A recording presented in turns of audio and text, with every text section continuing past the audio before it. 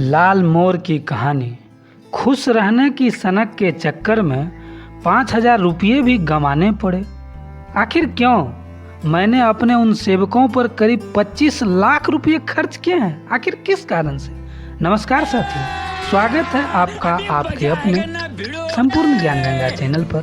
साथियों, बहुत जल्द हम 1K सब्सक्राइबर कंप्लीट करने वाले हैं। आइए कहानी विस्तार से सुनते हैं।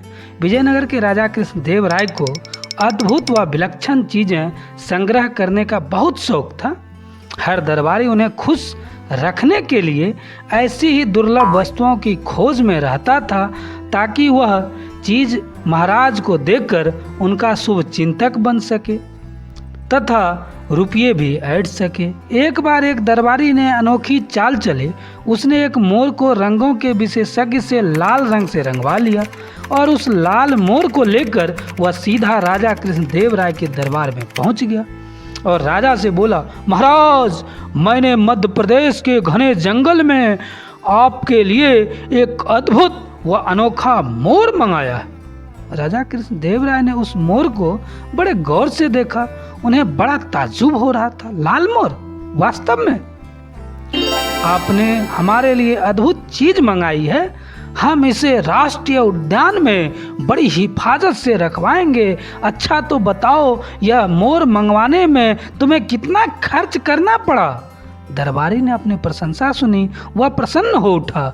बड़े ही विनम्र भाव से वह राजा से बोला, महाराज, आपके लिए यह अनोखी वस्तु लाने के लिए मैंने अपने 2 सेवक पूरे देश की यात्रा पर भेज रखे थे। वे वर्षों तक किसी अद्भुत वस्तु की खोज में लगे रहे। तब जाकर कहीं मध्य प्रदेश के जंगलों में यह अनोखा लाल रंग का मोर मिला। मैंने अपने उन सेवकों पर करीब 25 लाख रुपये खर्च किए हैं। उस दरबारी की बात सुनकर राजा कृष्णदेव राय ने तुरंत मंत्री को आज्ञा दी, मंत्री जी, इन सज्जन को 25 लाख रुपये राजकोष से दे दिए जाए। मंत्री को यह आदेश देकर राजा ने दोबारा उसे दरबारी से कहा, यह तो आपको वह रुपया दिया जाता है जो आपने खर्च किया है। इसके अलावा 1 सप्ताह के बाद आपको उचित पुरस्कार भी दिया जाएगा। दरबारी को भी बोला, क्या चाहिए था? वह तेनालीराम की ओर कुटिल भाव से देखकर मुस्कुराने लगे। तेनालीराम उसे मुस्कुराने का मतलब समझ गया, लेकिन समय को देखते हुए उसने चुप रहना ही उचित समझा। तेनालीराम यह भी समझ गया था कि लाल रंग का मोर किसी भी देश में नहीं होता, कहीं भी नहीं पाया जाता। उसे लगा यह अवश्य इस दरबारी की कोई चाल है। बस फिर क्या था, तेनालीराम ने दूसरे ही दिन उस रंग विशेषज्ञों को खोज निकाला जिसने लाल रंग के मोर को तैयार किया था। तेनालीराम 4 और मोर को लेकर उस चित्रकार के पास पहुंचा।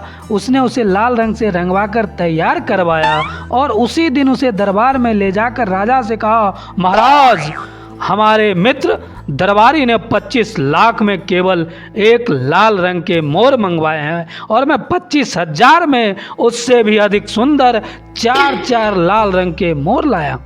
राजा ने देखकर सचमुच तेनालीराम के चारों मोर देखकर उस दरबारी मोर से कहीं अधिक सुंदर और सुर्ख लाल रंग के थे। राजा को आज्ञा देनी पड़ी कि तेनालीराम को राजकोष से 25,000 रुपये फौरन दिए जाए। राजा कृष्णदेव राय की यह आज्ञा सुनते ही तेनालीराम ने एक आदमी की ओर इशारा करते हुए कहा, महाराज, पुरस्कार का सही अधिकारी यही कलाकार है, मैं नहीं हूँ। यह आदमी एक अनोखा चित्रकार है। यह किसी भी वस्तु का रंग बदलने की कला में निपुण है। इसी ने नीले मोरों को लाल करने की कला दिखाई है।